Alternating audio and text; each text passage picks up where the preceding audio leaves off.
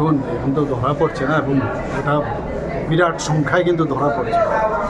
এই একদিকে তো আমাদের খুশি হওয়ার বিষয় যে পুলিশ কিন্তু অ্যাক্টিভ, এবং আপনারা দেখেছেন অনেক সময় অনেকে জিজ্ঞেস করে যে কিংপিংকে কেন ধরা হয়, বলে না অনেক সময়, আরে বাইরের থেকে ধরে নিয়ে আসা হয়েছে। একজন ধরা হচ্ছে যেখানে অনেক জায়গায় আছে, তো দেখতে হবে না কোন জায়গায়, আইনটাকে তো সামনে রেখে যাই কাউকে খালি আমরা ইমাজিন করে ধরে নেব সেটা তো সম্ভব নয়। এবং মাননীয় গৃহমন্ত্রীজি বারবার বলছেন যে জিরো টলারেন্স, আমরা তো সেইভাবে করছি, খুশি হওয়ার বিষয়। আগে তো ধরাই পড়তো না, আপনারা দেখেছেন কাউকে ছাড়া হচ্ছে না, কিন্তু সে যেই হোক। এটা তো আপনারা, আমার মনে হয় মানুষ সেটাকে বাহবা দিচ্ছে। কিন্তু বিরোধীরা কি বলছেন, এখানে মানে নেশার ডুবে গেছে, এখানে সাগরে পরিণত হয়েছে। আপনাদের সময় তো এগুলো ধরা পড়তো না, এবং আমরা এখন ধরছি এগুলো, এবং বেশ ভালো পরিমাণে কয়েক কোটি টাকার যে সামগ্রী সেগুলো ধরা পড়ছে এখন। তো ন্যাচারালি যখন ধরা পড়বে, যারা ব্যবসাটা করছে তারাও তো দেখবে যে এইভাবে যদি ধরা পড়ে তাহলে তো লাভটার হচ্ছে না, এবং ধ্বংসও করা হচ্ছে প্রচুর পরিমাণে। কতজনই এনডিপিএসের কেসে এখন কতগুলো লোক ধরা পড়ছে। মূল ধরতেই তো হবে না, বললাম না, সেই দিল্লির থেকে এবং হিন্দি বলয়ের এরিয়ার থেকেও ধরে নিয়ে আসা হয়েছে, জেলের ভিতর আছে, এগুলো তো হচ্ছে। এবং অনেকে এর সাথে যুক্ত রয়েছে, কিন্তু যতক্ষণ ধরে প্রমাণ না থাকবে, এবং আমরা তো পুলিশকে ফ্রি হ্যান্ড দিয়ে রেখেছি যে কাউকে যেন না ছাড়া হয়, এবং কোনো ইন্টারফেয়ারেন্স আমরা করি না। আপনারা দেখছেন সেগুলো আগে হতো না, কি বিরোধীরা যাই বলুক, এটা আনন্দের বিষয় না। না ধরলে ভালো হতো না, যদি না ধরতাম তাহলে ভালো হতো, তাহলে তো বলতো না যে এখানে ট্রেনও আসে। আগেও তো মানে জবের থেকে ট্রেন তো আর এখানে অনেক দিন ধরে এখানে আসে। আমাদের সরকার আসার পর আপনি দেখুন কীভাবে এখন আগের থেকে এখন অনেক বেশি হচ্ছে।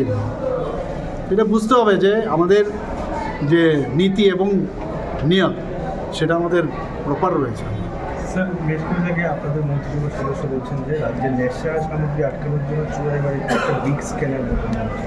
ওই কাজটা কবে নাগাদ সম্পূর্ণ হবে এবং কত কোটি টাকা দিয়ে এই কাজটা করা যায়? একটা দারুণ মানে এই বিষয়টা আমরা, কারণ এখন বলা হয়েছে কোনো গেট, মানে আন্তঃরাজ্যের সীমানায় কোনো রকম গেট যাতে না হয়, মানে is of going, is of doing business, যেটা গাড়ি আটকিয়ে রাখা, চেক করা। তো এর জন্য আমরা ঠিক করলাম, যেহেতু এখানে ত্রিপুরাকে একটা করিডোর বানিয়ে বাংলাদেশে যায়, এবং বেশিরভাগ যে মাদকদ্রব্য সেটা মায়ানমার থেকে আসে, এবং আমাদের আসাম এবং যে পার্শ্ববর্তী যে রাজ্য আছে সেই পার্শ্ববর্তী রাজ্য সেখান থেকে আমাদের এখানে চলে আসে। তো যে কারণে আমরা ঠিক করেছি যে স্ক্যানার মেশিন যদি কেনা যায় তাহলে আগের থেকে ধরা পড়বে এখানে মাদকদ্রব্য আছে কিনা। দামটা বেশি, কিন্তু এটা লাগানো হয়। স্যার, গত পরশুদিন আপনি যদিও রাজ্যে ছিলেন না, জিরাম নিয়ে যে প্রোগ্রামটা হলো, বিরোধীরা সবসময় বলতো যে যখন এমজিএন রেগা ছিল যে মজুরি নিয়ে কখনো বাড়াবে না, এই ধরনের একটা বলেছ তো দীর্ঘদিন যাবৎ। সেই জায়গায় আজকে 300 টাকা করে মজুরি হচ্ছে, কাজ বৃদ্ধি পেয়েছে, কি বলবেন স্যার? না, এটা তো সাংঘাতিক ভালো কাজ হচ্ছে না। এটা 300 টাকা করা হয়েছে, মজুরি বৃদ্ধি হয়েছে, 100 দিনের কাজের জায়গায় 125 করা হয়েছে, টাইমলাইন করা হয়েছে যে কাজ না দিলে, যদি সময় মতো কাজ না দেওয়া হয় তার জন্য জরিমানার বিষয়ও রয়েছে।